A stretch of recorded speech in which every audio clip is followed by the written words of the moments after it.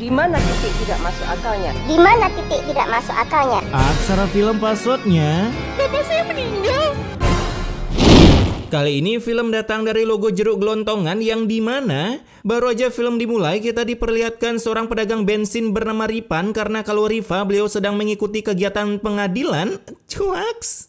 Kali itu Ripan sedang membuat usaha bensin oplosan dengan jualan Pertalite padahal isinya Pertamax Turbo. Namun baru sehari buka usaha, istrinya bernama Mila dan anaknya bernama Dennis pakai D bukan pakai P berhasil menciduk kelakuan Ripan di gudangnya. Cairan apaan pada pakai pewarna segala? Anjas, bensin aja dioplos apalagi gas LPG. Cuaks. Karena ternyata Ripan bukan mengubah RON 90 menjadi RON 92, melainkan lebih barbar lagi, yaitu merubah minyak mentah menjadi bensin. Di Rut Pertamini senggol dong. Ini kayaknya minyak mentah deh. Sampai akhirnya karena keciduk, Dennis pun langsung ingin dibaku hantam sampai ia pun lari ketar-ketir yang kemungkinan mengadu ke rumah Adit.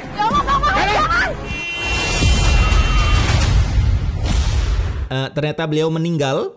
Awas aja lu meninggal cuman karena dibel ya. Gua gedik juga di layar monitor anjing. Tak berselang lama datanglah seorang bapak-bapak Facebook yang bukannya melakukan salam interaksi melainkan salam dari Binja yang ingin mengeluarkan tinjuku tidak pernah meleset. Akibat ketika touring odong-odong bapak ini malah terpending di jalan yang kata Kang Bengkel memakai bensin oplosan. Setelah perbacotan itu selesai, kini Ripan dihadirkan sosok jelmaan dirinya cuman beda racikan pabriknya yang tentunya mengajarkannya untuk bertobat, tapi ketika ingin diberikan salam olahraga, ngomong wajar juga loh. Tiba-tiba malaikat Ripan pun menghilang bagaikan seperempat dana negara yang tak tersalurkan ngandet di tangan koruptor. Anjas. Di sisi lain, Dennis rupanya masih hidup cuman pingsan doang yang bentar lagi mungkin akan koma. Cuman di spam bel mobil doang udah pingsan anjing. Itu jantung apa putri malu? Tapi setelah Dennis ingin dihadiahi skin legend Argus agar bisa kebal dari penderitaan hidup untuk sementara waktu, akhirnya ia bangkit dari pingsannya yang lalu pulang untuk mengambil HP dan memberikan ID montonnya. Namun saat di luar, seorang woman pun mengfoto adegan emak Dennis diberikan uang oleh si pelaku spam bel mobil yang lalu dikrop untuk diadukan ke suaminya dengan caption boleh bayar di tempat guys. Ini emak Dennis nikah umur berapa anjing? Masih muda gini anak udah syukuran bayi Titan. Nah saat foto itu dikirim melalui ponsel emak Ripan, Apain ini? Pasti jual diri tuh kayak gitu sih. cuman modal foto bisa timbul dugaan pengguna micet anjing. Alhasil ketika mereka sampai di rumah, baru sadar udah kena tempeleng. Si Mila pun harus kena makian oleh suaminya yang gue bikin gregetan di sini. Buset dah, kenapa nggak dijelasin sih? Noh, bukannya ngejelasin, buset, malah AFK. Karena tamparan tersebut, pagi harinya kini Dennis mulai kena dark system, di mana ia tiba-tiba sesak nafas sampai ia harus dilarikan ke rumah sakit. Namun bapaknya yang mendengar anaknya ke rumah sakit, ia malah mengira si Mila akan melakukan pencek-inan lagi dengan si manusia berbatang random di foto kemarin, sehingga ia pun langsung menyusulnya. Nah di rumah sakit karena kagak punya BPJS. Ada kakak dan kartu BPJS-nya, Bu? Saya bawa kartu pelajar. BPJS bu, bukan kartu pelajar, ya elah. Kini Mila pun harus ke rumah Pak RT untuk meminta surat keterangan tidak mampu yang kebetulan ia juga kembali ketemu dengan sosok babang berbatang bernama Edo yang bahkan di sana Pak RT mengetahui pertengkaran kemarin di rumahnya yang dikira lagi buat gempa lokalan, tahu-taunya ada adegan tampar-tamparannya. Dan tak berselang lama berflikerlah Ripan Zuzuzu ke sana untuk memberikan sentuhan yang sangat cocok dihadiahi ke para koruptor.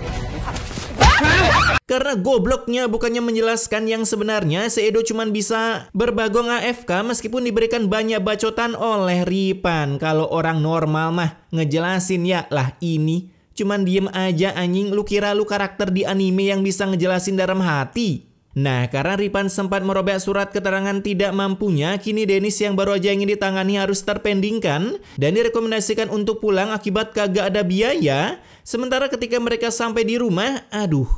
Enak ya, uang belanja dipakai buat jalan-jalan. Jelasin bu, jelasin ya elah. Setelah menerima makian lagi oleh mertuanya, kini Mila menyaksikan adegan di luar jangkauan yang dilakukan oleh suaminya. Lapar loh. Makan. Bang, kamu ngomong sama siapa, Bang? Dimana mengira suaminya gila, Mila pun berusaha menyadarkannya karena cuman Ripan doang yang bisa melihat wujud sosok demit yang kalau di negara kita disebutnya sebagai Irfan Gafur. Bahkan ketika mengejar sosok demit tersebut, Ripan pun hampir dibuat wasted oleh sebuah mobil yang ternyata lagi buru-buru butuh bensin untuk mengantar istrinya ke rumah sakit. Tapi ada tapinya nih, kalian lihat aja dah. Di sini jualan bensin ya bang ya? Iya bang, ini bener. Apa lagi? Maaf bang, tambah. Saya dompetnya ketinggalan di rumah. Dari awal ngomong gitu kan kelar bang.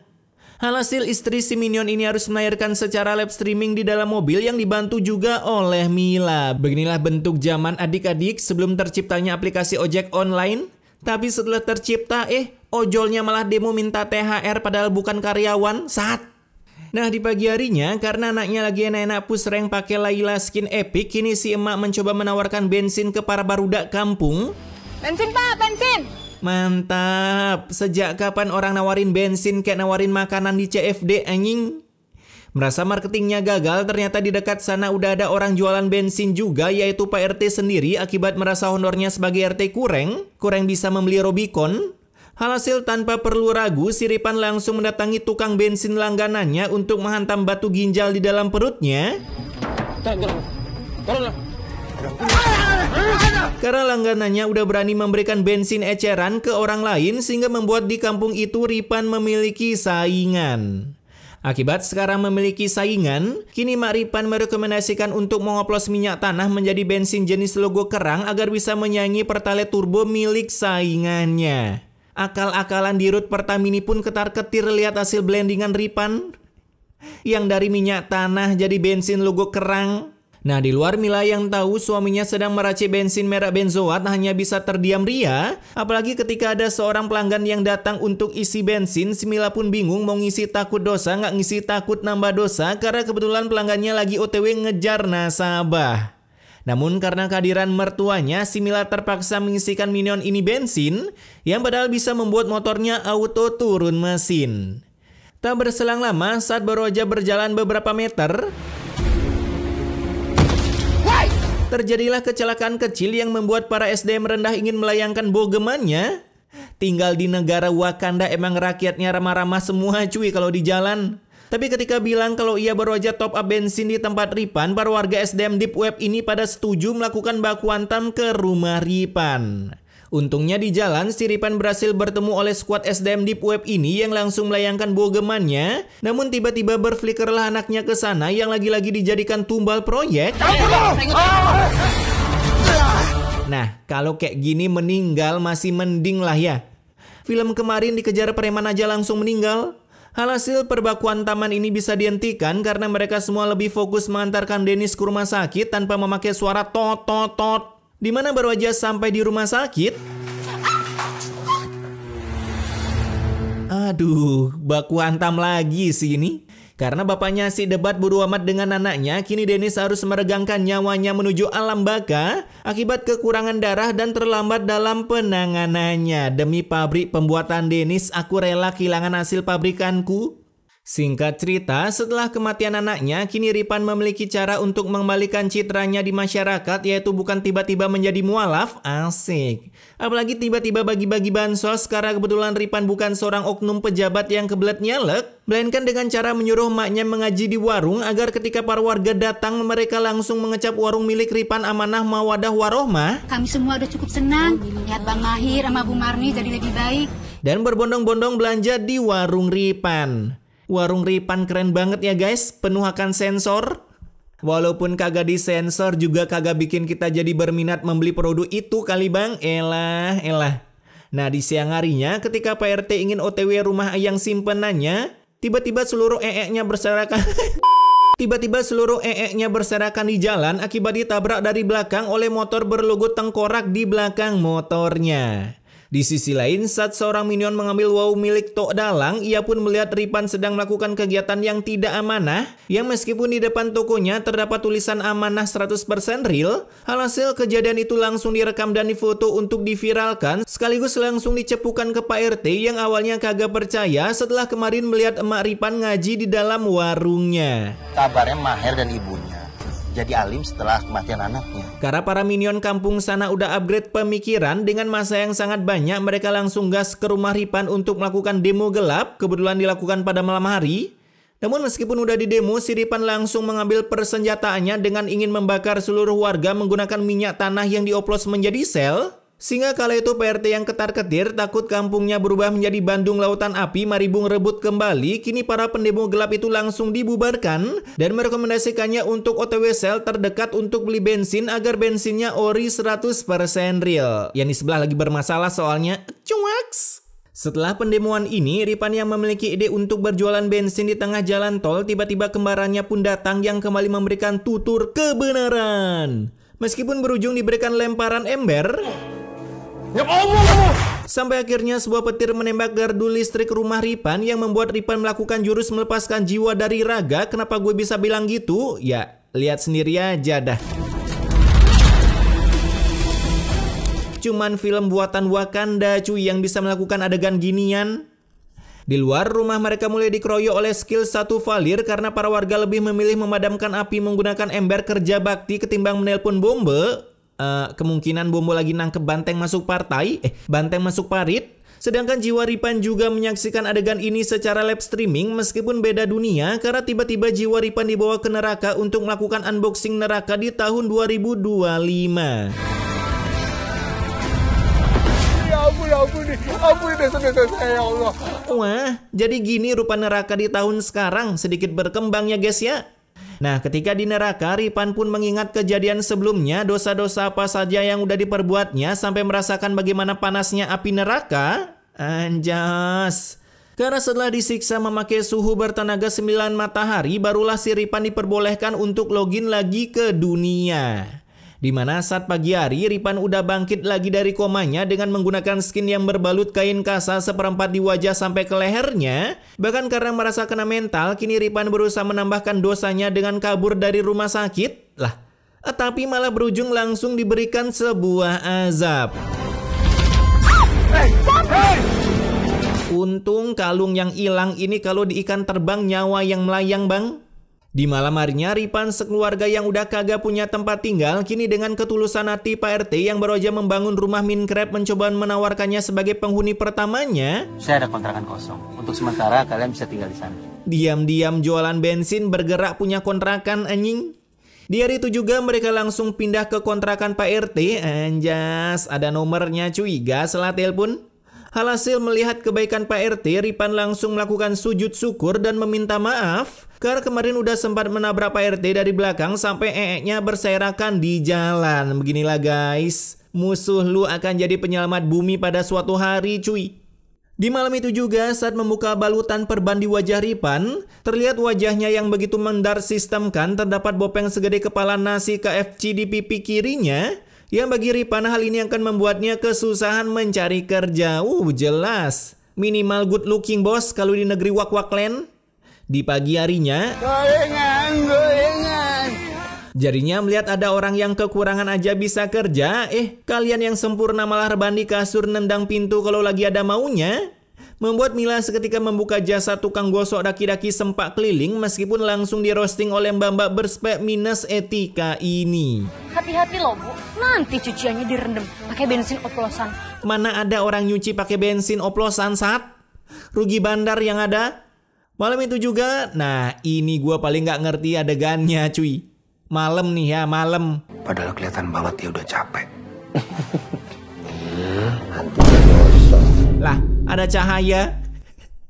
Karena malam harinya Ripan membantu Mila nyetrika laundryan, kini saat pagi tiba, orderan itu pun bisa dikirim menggunakan motor yang baru aja dimodif oleh Ripan menyerupai Kang Kurir, paket. Motor Kawasaki cuy. Dan baru aja OTW mencari customer, si mbak-mbak BGGST ini pun berulah dengan pura-pura ingin ngelondre. Mbak Nini mau laundry juga? Iya dong. Tahu-taunya sampah yang dimasukkan mungkin di dalamnya ada anggota 7 elit koruptor yang baru-baru ini jadi tersangka. Cuaks. Namun untung si Ripan kagak melepas tinjuku tidak pernah meleset setelah yakin untuk menjalani pertobatannya. Kemudian saat mengantar laundryannya, nah ini gua nggak habis thinking sih. Tapi kok kayak bau sampah ya? Perasaan itu plastik anjing, mana bisa tembus sampah tadi yang dimasukin. Konsep ceritanya gimana sih? Aduh. Jadinya usaha yang baru aja terbentuk 1 hari kini harus kehilangan pelanggannya, bahkan kehilangan cuan dari hasil kerja kerasnya semalam.